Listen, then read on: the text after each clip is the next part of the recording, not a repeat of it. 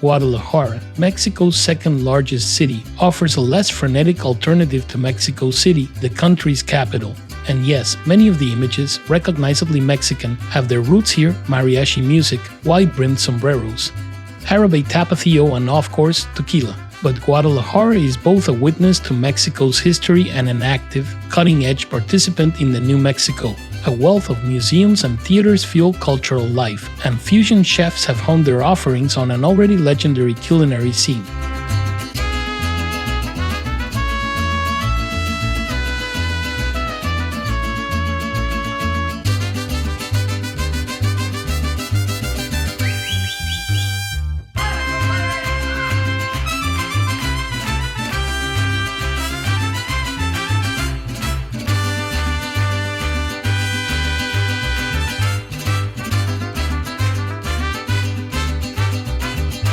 Guadalajara's cathedral is the city's most prestigious landmark, with distinctive neo-Gothic towers built after an earthquake toppled the originals in 1818. Begun in 1561 and consecrated in 1618, the building is almost as old as the city itself. Time your visit well and you'll see light filter through the stained glass window of the Last Supper above the altar and hear a working pipe organ rumble sweetly from the rafters. The interior includes a Gothic crypt where 3 archbishops are buried, plus massive Tuscan-style gold leaf pillars and 11 richly decorated side altars that were gifted to the city by King Ferdinand VII of Spain.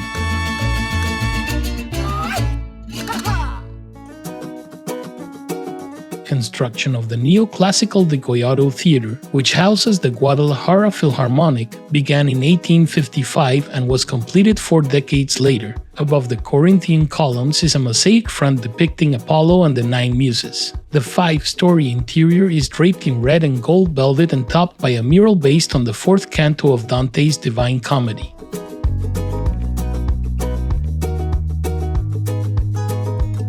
The fabulous elevated pedestrian plaza, Plaza Tapatia, stretches for more than 500 meters eastward from the Degollado Theater to the Cabañas Cultural Institute. You can stroll along the square on Sundays and you'll find yourself in a sea of locals shopping for crafts, snacks, watching street performers, and lounging on the low walls of gurgling fountains. One of Guadalajara's architectural symbols is the Cabañas Cultural Institute. On the roof are a series of modernist works by José Clement Orozco, which are among his finest works and are among the top things to see in Guadalajara. The Institute's complex also houses a collection of 340 other Orozco pieces and works by leading figures in Mexico's contemporary art scene. Its original purpose was to be an orphanage and home for invalids. It remained that way for 150 years, housing 500 children at a time.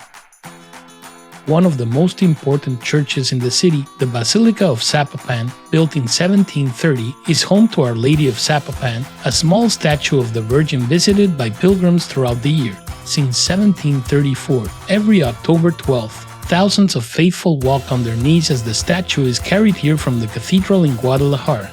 The kneeling pilgrims then make the final walk down the aisle of the basilica to pray for favors at the altar. In the evening, when pilgrims, nuns, and monks fill the pews, it is a magical time to be here.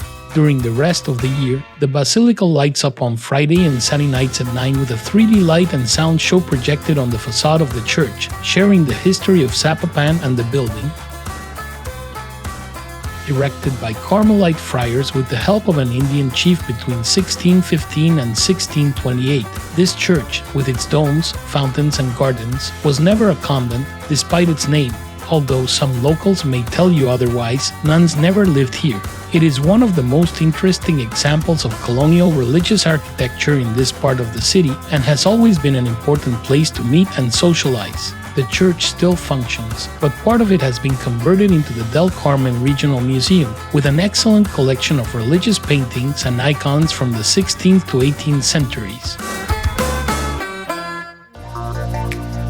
Mexico's largest natural lake is located an hour's drive southeast of Guadalajara. Surrounded by rugged hills and serene villages, Lake Chapala is a favorite getaway for tapatíos and a refuge for thousands of North American retirees. The name likely derives from Chapalac, who was the chief of the Tolteca Indians in the region when the Spanish arrived in 1538. The area's main town, Chapala, is flooded with visitors on weekends, and the pier is packed most Sundays. Chapala was a quiet weekend getaway for aristocrats in the late 19th century, but when then-President Porfirio Diaz joined in on the action in 1904, other wealthy Mexicans followed suit. 5 miles west of Chapala is Ajijic, a picturesque town that is home to most of the area's expats, and further west, San Juan Cozala is popular for its hot spring pools. Ajijic has narrow cobblestone streets, vibrantly colored buildings, and a gentle pace, with the exception of the main road that runs through the southern end of town. The foreign influence is unmistakable. Although not exclusively, English is widely spoken, and car license plates come from far-flung places like British Columbia in Canada or Minnesota in the United States.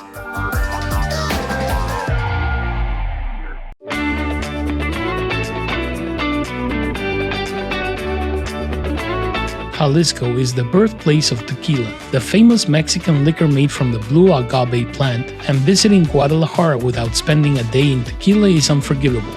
The trip to the land of tequila is a simple and easy journey by car, but another, much more fun option is to take the Tequila Express train from Guadalajara to Tequila and back.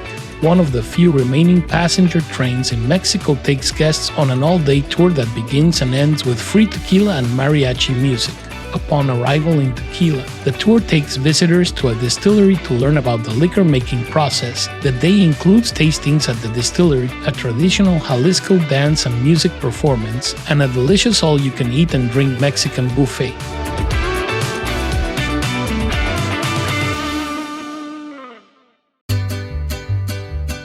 This small town just outside of Guadalajara is famous for its clay pottery, which can be purchased from vendors all over Mexico, including downtown Guadalajara. But what's better than buying handicrafts where they come from?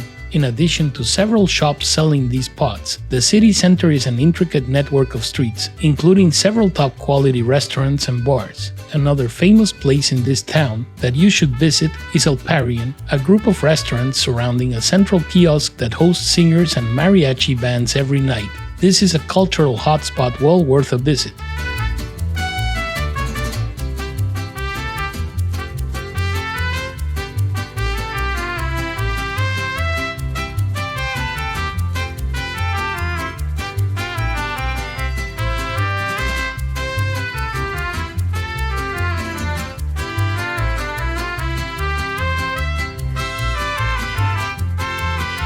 A colonial center, great art and culture, good shopping, excellent restaurants, and a vibrant nightlife. Guadalajara is often described as the most Mexican of all the cities in Mexico, partly because the culture here is traditionally Mexican in many ways, and also because several elements and symbols firmly associated with Mexico emanate from this beautiful city.